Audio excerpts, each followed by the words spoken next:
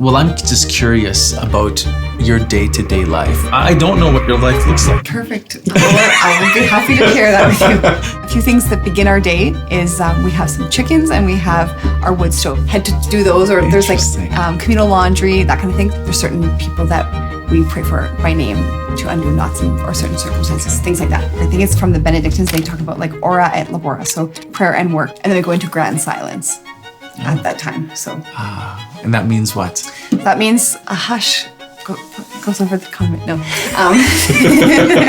I think it's so beautiful. You enter into that time where it's just you and the Lord. Mm-hmm. What is the mission of the Queenship of Mary? Like, what's the work that you guys do? Sure. The charism of the Queenship of Mary is to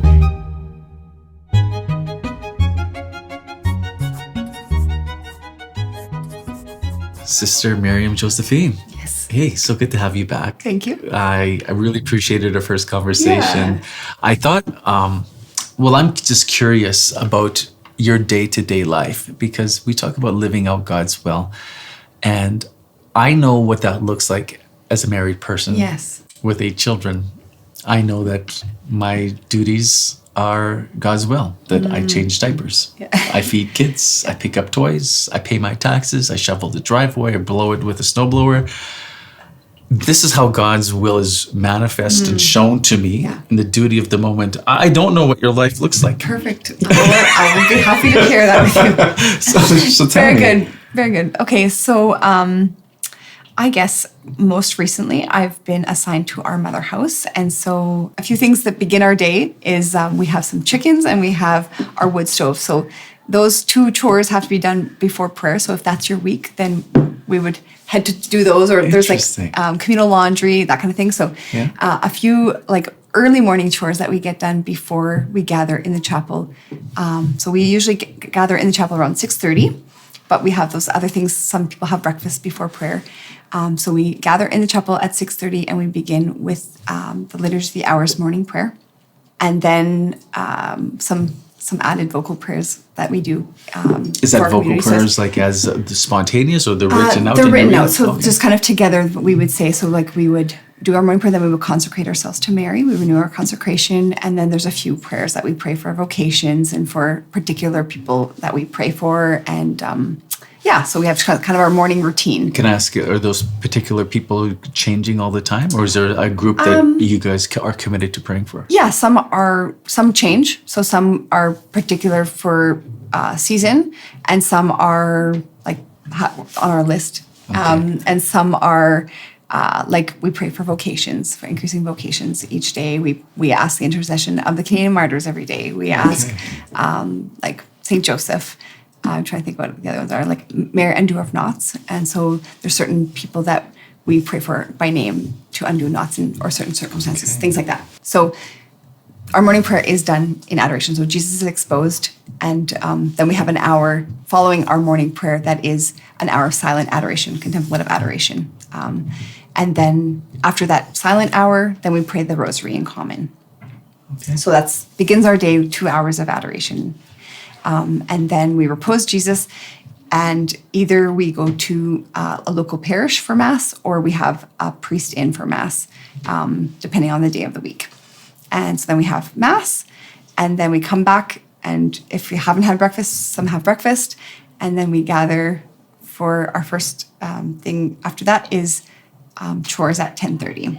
So then we do common chores, keep our part of the ministry at the mother house is hospitality. So part of it is just like keeping the house clean and tidy. Yeah. So like everybody else has chores, we have chores too. So we do that, and then we gather in the chapel for our Angelus and lunch, and then we have a bit of after dishes we have a bit of free time, so you can go for a walk or whatever, and then we come back into our time of work. So many religious communities, or I think it's from the Benedictines, they talk about like ora et labora, so prayer and work. And so then we go into like our work. And so we have a period of work from 1 until 3. And then we gather and pray the Divine Mercy Chaplet. We have a bit of a break, and then we go from 3:30 till 5, another period of work. And then at 5, we pray evening prayer, the Liturgy of the Hours. followed by supper. And then depending on the evening, we have different schedule on different evenings. So one evening a week, we have a time of community night, kind of like a communal recreation. One evening we have a prayer, like we have a musical adoration, and we intercede for the world or different particular intentions. So there's different things. Sometimes we have, if we have a priest in for an evening mass, then we might have like a longer supper one evening. On Mondays, we have Volunteer Mondays, so we invite people who are volunteering. We have kind of a time of fellowship with them throughout the day. So depending on the day, different schedule. And so that's Monday to Friday. And then Saturdays, we have a day of difference. So we begin our day again with our 2 hours as usual, but then the rest of the day is off schedule. So we pray on our own. We still pray all those prayers, but we just do them on our own time. So kind of a flexible schedule. If it's a day that if you had friends that you wanted to get together with, you might have a bit more flexible schedule that day. We might have ministry that day as well. So it just depends on the day.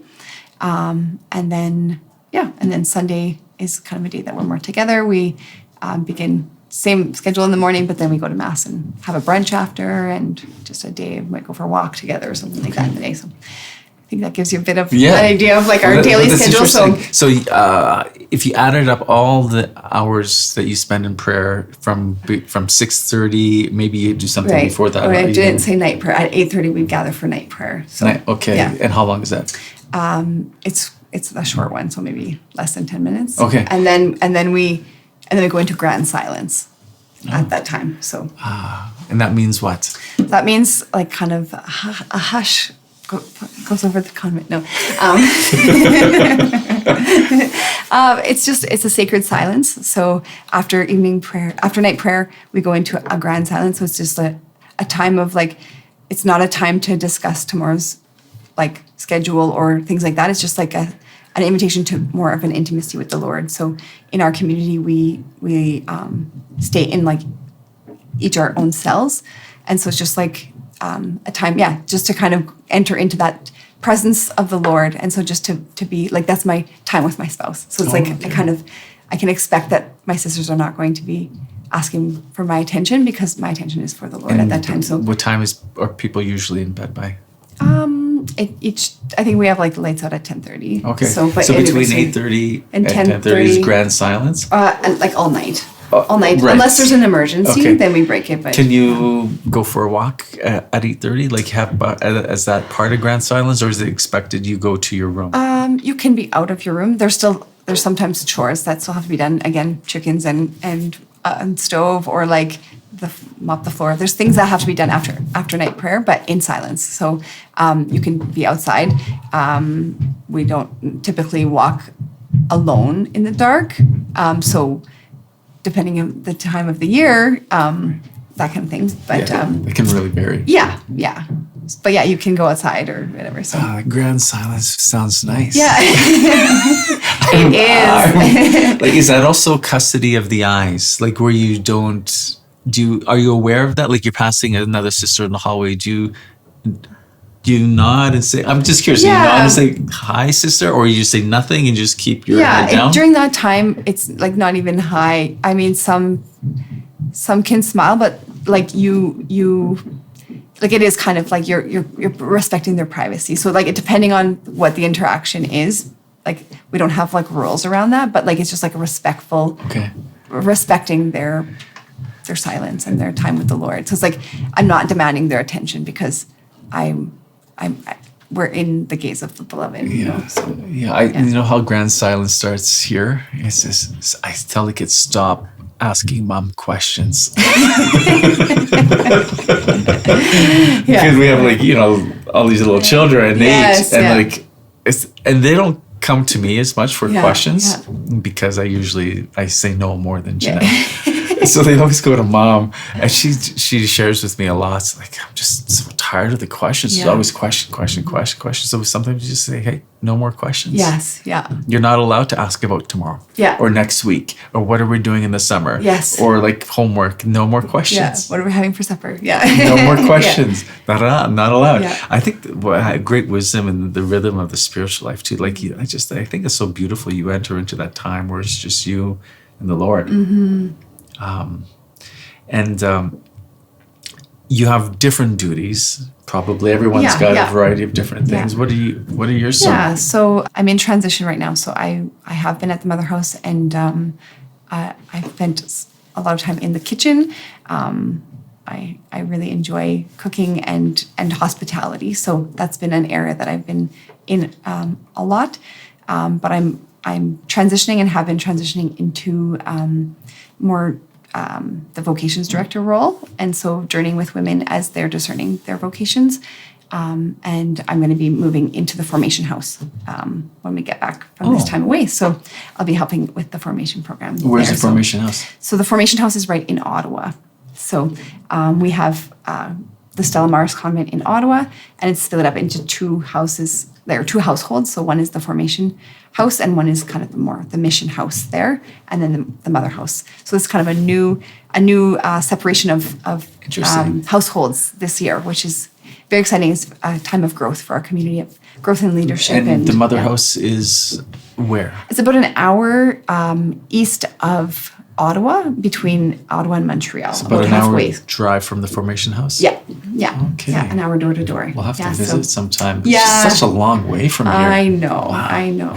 So if I added up all the hours, I want to get back to this because I have a question. Like, is it around 3 hours of prayer? I don't know if you can include mass in there around, or cutting you short. Probably like that. Yeah, something. Okay, so I'm just guessing that before you went into, or maybe I'm wrong with this, but before you entered the Queenship of Mary, were you praying 3 hours in a day? No, I was. Okay.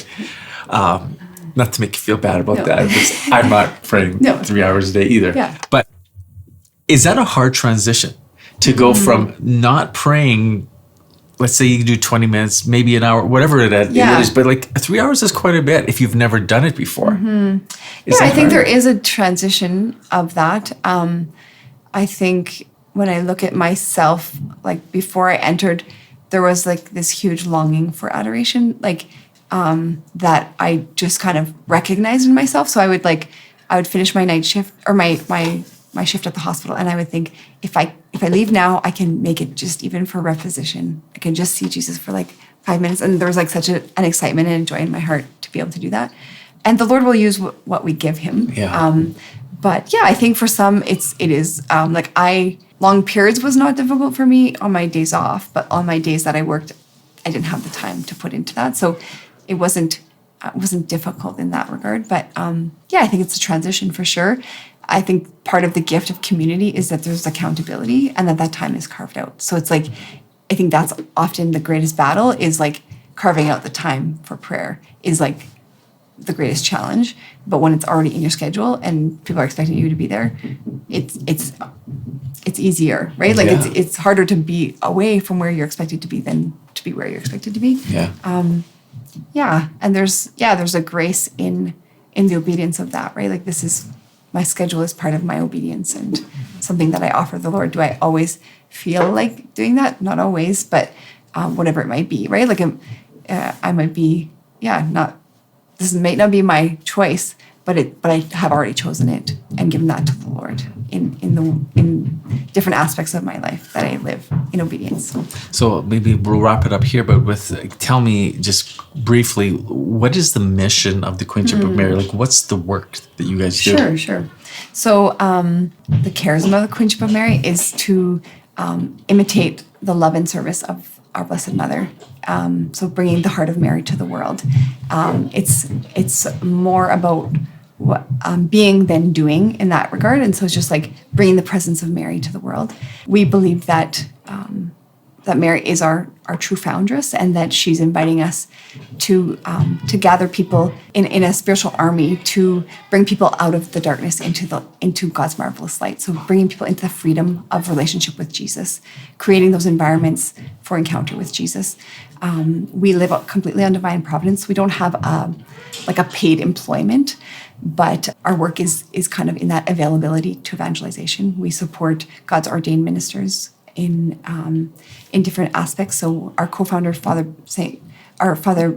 Ben St. Croix, is a pastor at a nearby parish. So many of the sisters are plugged into different ministries there, preparing some children for the sacraments, and we have a little program for young girls called Handmaids of the Queen that we run in the parish there. Some of the sisters have run Alpha. So kind of regular works of evangelization. Okay. But everybody has there's different calls on different communities.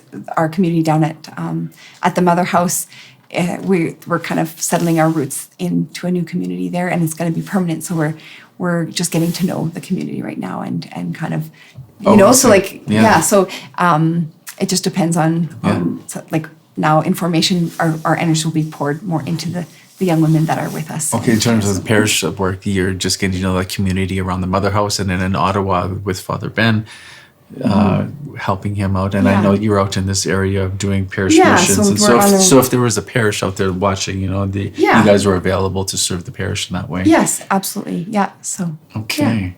Well, appreciate the snapshot, this quick look into the life of the Queenship of Mary. Again, we'll put the website across the screen so people can get in contact with you if they so are interested. And so thanks for your time. Very good. Thank you, Kim. Let's go have lunch. Yeah. Perfect.